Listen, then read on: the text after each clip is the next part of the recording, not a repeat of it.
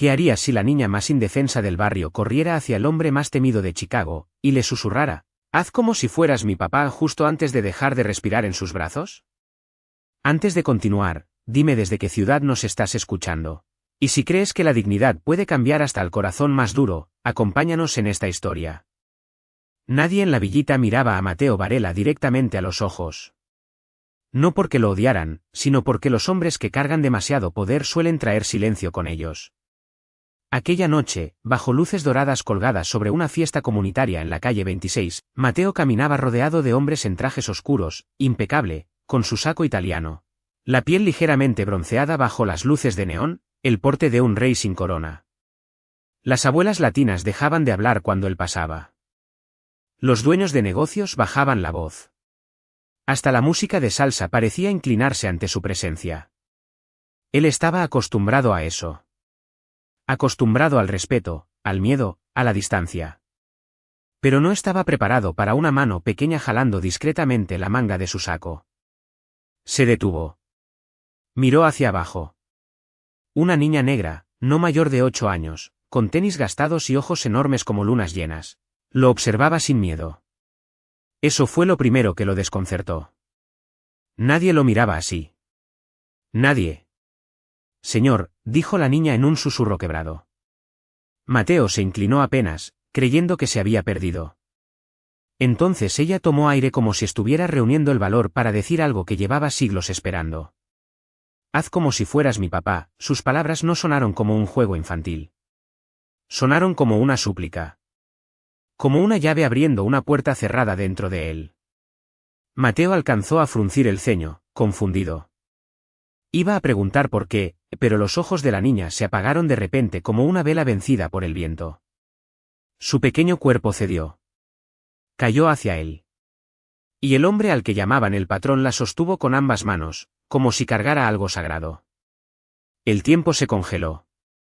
El jefe, que jamás perdía el control, sintió un vacío helado subirle por el pecho. Respira, pequeña, respira. Su voz salió irreconocible, sin autoridad, sin dureza. Solo miedo. Sus hombres. Nunca lo habían visto así. Jamás. La multitud murmuró. Una señora se persignó. Mateo levantó a la niña en brazos y caminó hacia su SUV negra sin esperar instrucciones, sin pensar en reputación ni reglas. Solo en salvarla. Mientras la acomodaba, notó algo entre sus dedos cerrados, un papel doblado, arrugado por el sudor. Lo abrió apenas durante el trayecto. Era un dibujo hecho con crayones. Un hombre alto, traje oscuro. Una niña tomada de su mano. Y arriba, con letras torcidas de niña: el único que puede protegerme. Mateo dejó de respirar por un segundo. Porque comprendió algo aterrador. Esa niña no había llegado a él por accidente. Lo había buscado. Y en alguna parte de la ciudad, alguien sabía que ahora él estaba involucrado. ¿Puede un hombre que controla un imperio confundir a un ángel herido con una trampa, y descubrir demasiado tarde que estaba juzgando mal a la única persona que venía a salvarlo? Cuando la camioneta negra de Mateo Varela cruzó las calles mojadas de Pilsen rumbo a una clínica escondida, detrás de una panadería salvadoreña, nadie dentro del vehículo hablaba. Solo se escuchaba la respiración frágil de Zuri Bennett y el golpeteo nervioso de los dedos de Mateo sobre el asiento de cuero. Ese detalle solo ya era imposible. Los hombres como Mateo no tamborilean cuando tienen miedo. Pero tenía miedo. Más del que había sentido en años. La clínica estaba en un viejo edificio de ladrillo, detrás de una puerta sin letrero. Un doctor mayor, acostumbrado a hacer preguntas que nunca hacía, recibió a la niña. Mateo permaneció inmóvil mientras revisaban a Zuri, las manos cerradas como si apretara un juramento invisible. Uno de sus hombres se acercó. «Jefe, esto puede ser una trampa». Mateo no respondió. Porque en el fondo pensaba lo mismo. ¿Y si aquella niña había sido enviada para acercarse a él? ¿Y si esos ojos inocentes escondían una red más grande? Ese pensamiento lo endureció otra vez. El viejo instinto volvió. Ordenó investigar a la niña. Nombre. Familia. Escuela. Todo. Cuando el doctor salió y dijo que Zuri estaba estable, Mateo no sintió alivio, solo sospecha. Entró solo a la habitación. La niña dormía bajo una manta demasiado grande para su pequeño cuerpo. Parecía imposible que alguien tan pequeña hubiera irrumpido en su mundo con tanta fuerza. Sobre la mesa estaba el dibujo de crayón. Mateo lo miró otra vez. El único que puede protegerme. Algo no encajaba. Se acercó. Iba a dejarlo todo en manos del sistema al amanecer. Era lo lógico. Distancia. Orden. Control. Entonces Zuri se movió en sueños. Su voz salió apenas como un hilo. No dejes que maten a mamá. Mateo quedó inmóvil. Aquella frase no sonó como un sueño cualquiera. Sonó como memoria. Como trauma. Y sin saber por qué, en vez de salir, se sentó junto a la cama. Minutos después la niña abrió los ojos. Al verlo, no gritó. No se asustó. Solo preguntó con voz ronca, ¿todavía finges ser mi papá? La pregunta golpeó más fuerte que cualquier amenaza. Mateo endureció el rostro para esconder algo que se resquebrajaba. No finjo nada, respondió seco. Pero Zuri metió su pequeña mano bajo la almohada y sacó una hoja doblada. Se la entregó.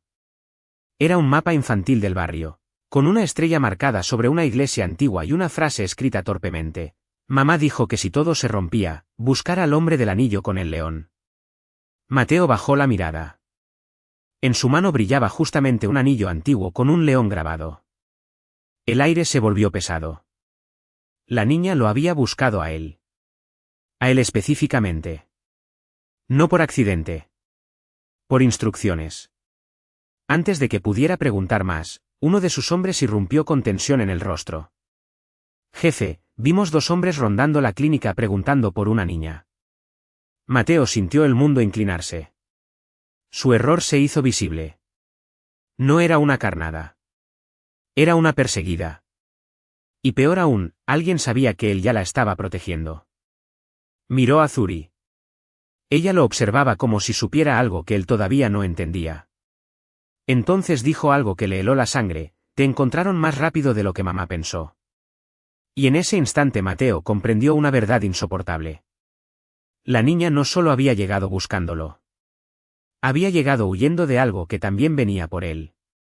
¿Qué pasa cuando una niña sabe reconocer al traidor antes que un imperio entero? ¿Y el hombre más poderoso del barrio descubre que ha estado sentado a la mesa con el peligro todo este tiempo? La lluvia seguía golpeando las ventanas de la clínica cuando Mateo Varela salió al pasillo con el mapa de Zuri, aún temblándole entre los dedos.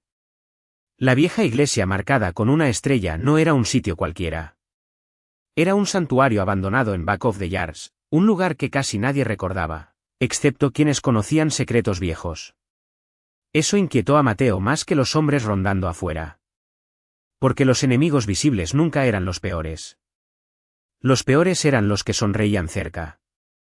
Ordenó mover a Zuri antes del amanecer hacia una casa segura sobre la 18ª Street, un edificio discreto sobre una tienda de abarrotes donde ni sus propios capós conocían la ubicación exacta. O eso creía. Mientras manejaban, Zuri miraba por la ventana las luces rojas de los carros reflejadas en los charcos. Parecía una niña cualquiera. Pero había una calma extraña en ella. Como si llevara demasiado tiempo sobreviviendo. ¿Por qué me elegiste?, preguntó Mateo al fin. Ella tardó en responder. No te elegí yo, mamá sí. Esa frase quedó flotando como una campana lejana. Ya en el refugio, uno de los hombres de Mateo entregó resultados preliminares. No había registros recientes de la madre. Sin dirección. Sin rastro.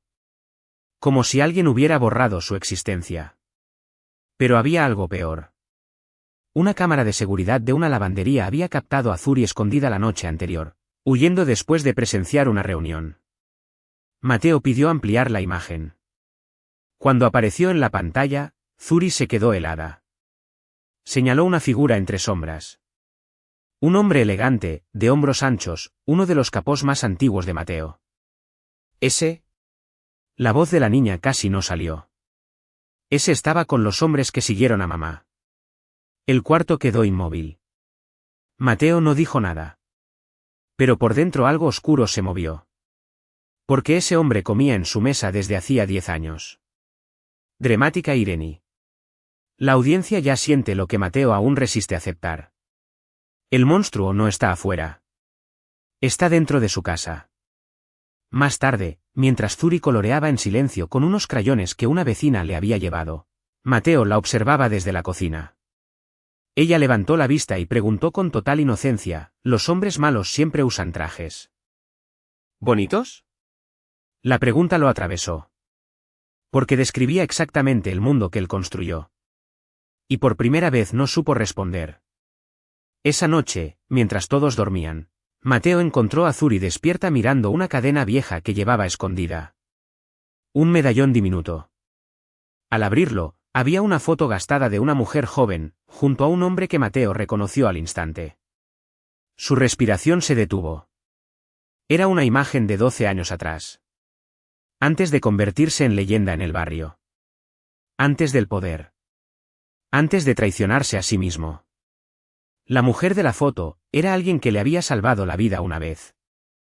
Mi mamá dijo que tú olvidaste algo que te pertenece, murmuró Zuri. Mateo sintió un frío imposible. Porque empezaba a entender que esto no era un accidente ni solo una persecución. Era una deuda enterrada regresando por él. Pero el verdadero golpe llegó segundos después cuando sonó su teléfono en la madrugada. Una voz conocida, demasiado calmada, habló desde la oscuridad: jefe, cuide bien a la niña. Ella vio cosas que ningún niño debería ver. La llamada se cortó. Sin amenazas. Sin gritos. Solo certeza. Mateo comprendió entonces que ya no estaba protegiendo solo a una niña perdida. Estaba entrando en una guerra que alguien llevaba años preparando. ¿Y lo peor? Zuri parecía saber más de esa guerra que él. ¿Qué ocurre cuando el hombre que siempre creyó controlar la traición descubre que el golpe más profundo no viene del enemigo, sino de alguien que llamó hermano? La noche cayó pesada sobre el barrio latino, y por primera vez el refugio dejó de sentirse seguro. Mateo Varela no lo dijo en voz alta, pero lo presentía. Cuando el poder empieza a temer, escucha cosas que otros no oyen. Un silencio raro en las escaleras. Un auto estacionado demasiado tiempo frente a la tienda. Un mensaje demasiado correcto para ser inocente. Mientras revisaba los movimientos de sus propios hombres, Zuri dibujaba junto a la mesa una casa con 3 ventanas y una palabra escrita en letras torcidas: familia. Mateo la miró más de una vez, como si intentara memorizar algo que podía perder. Porque en su pecho ya vivía un miedo nuevo. No perder territorio. No perder respeto. Perderla a ella. Cerca de medianoche sonó el teléfono seguro. Una voz de confianza pidió cambiar de refugio de inmediato. Hay ojos sobre este lugar. Todo parecía lógico. Demasiado lógico. Boss Miss Hugman volvió a jugar su última carta. Mateo decidió mover a Zuri. Pensó que estaba protegiéndola. No sabía que lo estaban empujando exactamente hacia la traición. En la camioneta, atravesando calles húmedas del Southwest Side, Zuri iba callada. De pronto tomó la mano de Mateo. Si algo pasa, no me sueltes. Él quiso responder con dureza para esconder el miedo, pero solo dijo: no voy a dejar que te pase nada. Era la promesa más íntima que había hecho en años.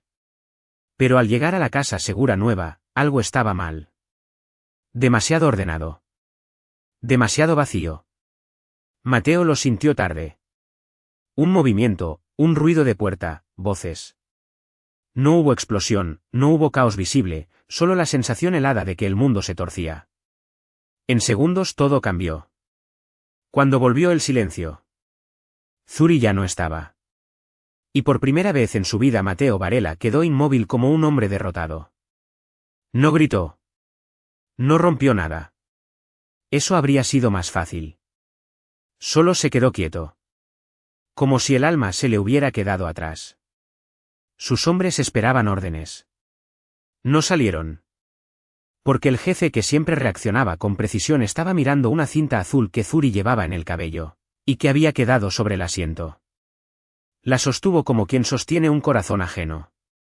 Gradual y Mouschen el crack se volvió ruptura.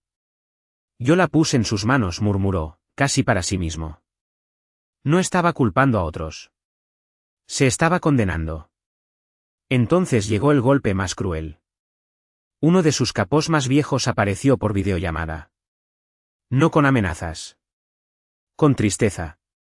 Nunca entendiste, Mateo, algunos imperios se caen por las deudas del pasado. Era él. El hombre del reloj plateado. La traición tenía rostro conocido. Pero el verdadero twist vino después. Antes de cortar, el traidor dijo algo que dejó a Mateo helado: te salvé una vez cuando eras nadie. Hoy solo cobro lo que me debes. Deuda torcida. Lealtad convertida en veneno. No era simple ambición. Era resentimiento incubado por años. The room went silent. Mateo comprendió que incluso la traición había nacido de una vieja herida que él jamás quiso mirar. Pero cuando todo parecía hundirse, un niño mensajero del barrio llegó con un sobre escondido bajo la puerta. Dentro había un dibujo de Zuri. Un camino marcado con estrellas hacia la vieja iglesia. Abajo una nota infantil: sabía que me encontrarías si me perdía. Twist. Incluso capturada, ella le había dejado una ruta. La protegida seguía protegiendo al protector. Mateo apretó el papel contra el pecho. Y algo cambió. Ya no era un jefe reaccionando por orgullo. Era un hombre cruzando el fuego por su hija. Antes de salir, miró a sus hombres y dijo algo que ninguno olvidaría: no voy a recuperar una testigo. Voy por mi familia. En ese instante el imperio dejó de importar. Y mientras las campanas lejanas sonaban sobre el vecindario dormido, Mateo entendió la verdad que más miedo daba. No era Zuri quien dependía de él para sobrevivir, era él quien ya no sabía vivir sin ella. Hasta dónde puede llegar un hombre temido por todos, cuando ya no pelea por poder, sino por escuchar a una niña volver a decirle papá. La ciudad parecía contener la respiración cuando Mateo Varela regresó a la vieja iglesia del Southside guiado solo por el dibujo de Zuri. No llegó como el jefe que impone obediencia. Llegó como un hombre persiguiendo lo único que no podía perder. Las calles del vecindario latino estaban húmedas por una lluvia reciente. Los murales de vírgenes y boxeadores parecían observarlo pasar. Sus hombres esperaban órdenes, pero Mateo caminaba delante de todos, en silencio, con una calma que daba más miedo que cualquier grito. Porque cuando un hombre deja de actuar por orgullo y empieza a actuar por amor, se vuelve impredecible.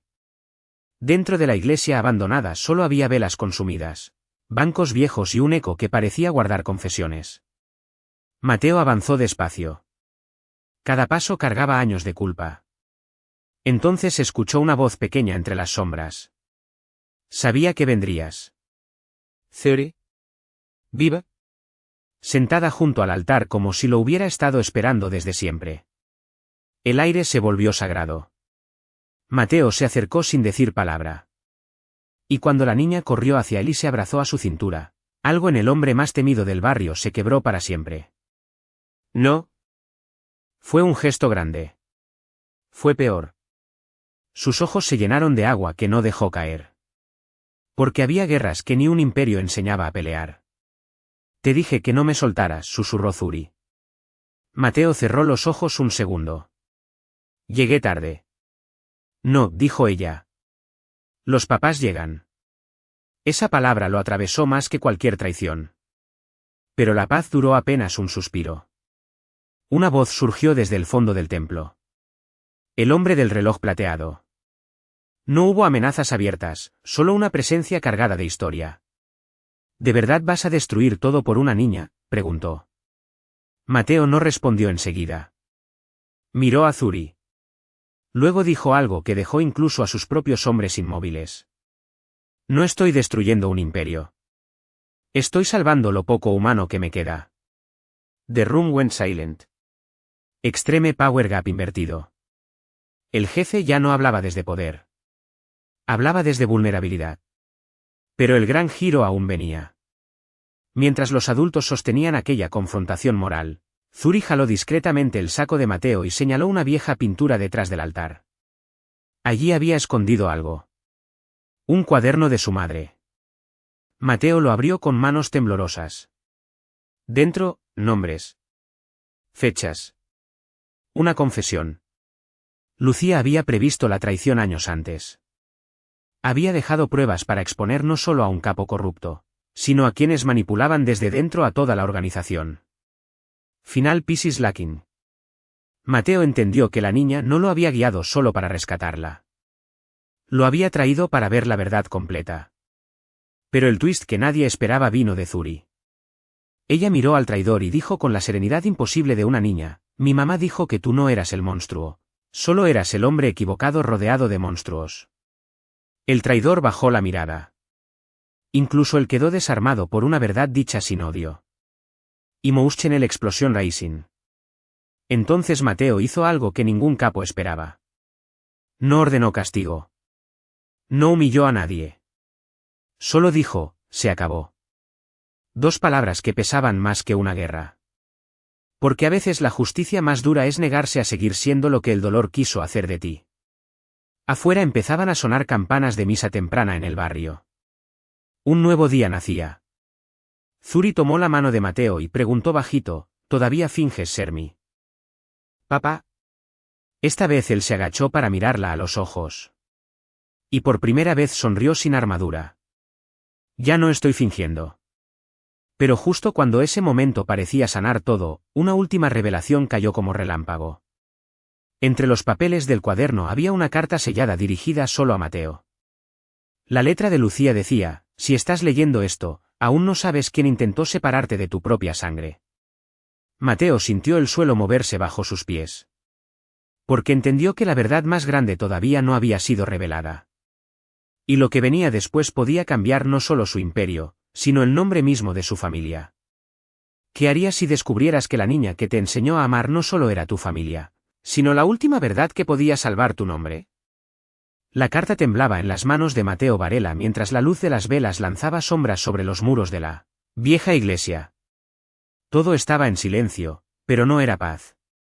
Era ese silencio que antecede a las revelaciones que cambian una vida. Zuri permanecía a su lado, pequeña, quieta, como si entendiera que algo inmenso estaba por romperse. Mateo abrió la carta de Lucía con dedos que habían firmado pactos y sostenido imperios, pero que ahora parecían los de otro hombre. La letra era firme. Serena. Como si hubiera sabido que este día llegaría. Mateo, si estás leyendo esto, entonces sobreviviste a los hombres que quisieron borrar nuestra sangre. Rafael no murió como te hicieron creer. Lo entregaron. Y quien dio la orden fue alguien que se sienta en tu propia mesa. El aire abandonó los pulmones de Mateo. Final Revelation. No había sido solo traición. Había sido una mentira sembrada durante años para construir su ascenso sobre una pérdida fabricada. Sus hombres lo observaban sin moverse. Nadie se atrevía a respirar fuerte. Mateo siguió leyendo. Zuri es hija de Rafael. Tu sobrina. Y yo morí escondiendo esa verdad para que no la usaran contra tu apellido. Las palabras parecieron detener el tiempo. Zuri levantó la vista. ¿Eso quiere decir que si soy familia?, preguntó bajito. Mateo no habló de inmediato. Solo la miró como si por fin estuviera viendo lo que el destino había estado gritándole desde la primera noche. Se arrodilló frente a ella. Un jefe de la mafia de rodillas ante una niña. Extreme Power Gap convertido en rendición emocional. Sí, mija, susurró. Siempre lo fuiste. Zuri lo abrazó con una fuerza imposible para un cuerpo tan pequeño. Y por primera vez Mateo dejó caer una lágrima sin esconderla. Emotional explosión. Pero el golpe aún no terminaba. Dentro del sobre había un segundo papel, registros firmados por el verdadero arquitecto de la traición. No era el capo del reloj plateado. Era alguien más alto. Más cercano. Alguien que había ayudado a levantar el imperio junto a Mateo. Su padrino. El hombre que lo convirtió en jefe. Boss Misjudgment destruido por completo. Todo lo que creyó deberle estaba contaminado. No, murmuró Mateo, pero ya sabía. Las piezas encajaban. Rafael no fue una pérdida. Fue sacrificado. Y él había construido poder sobre una manipulación. The room went silent.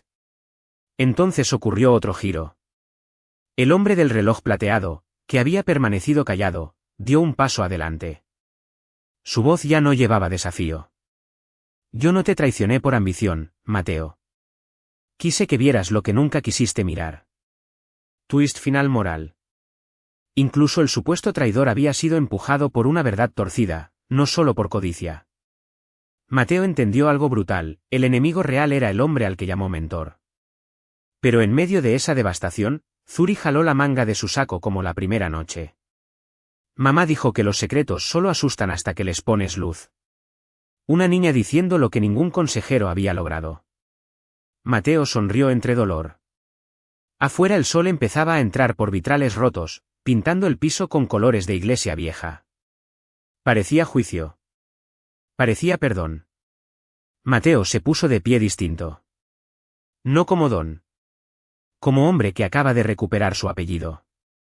Miró a sus hombres y dijo con una calma que lo más que la furia, hoy no defendemos un imperio. Hoy recuperamos una familia. Pero cuando se disponían a salir, Zuri vio algo en el reverso de la carta. Un último mensaje de Lucía. Una sola línea. La línea que dejó a Mateo sin aliento. Si amas a la niña como sangre tuya, dile quién fue su verdadero padre antes de que otro lo haga. Mateo quedó inmóvil. Porque entendió que aún faltaba una verdad más profunda. Una verdad que podía sanar todo, o romperlos para siempre.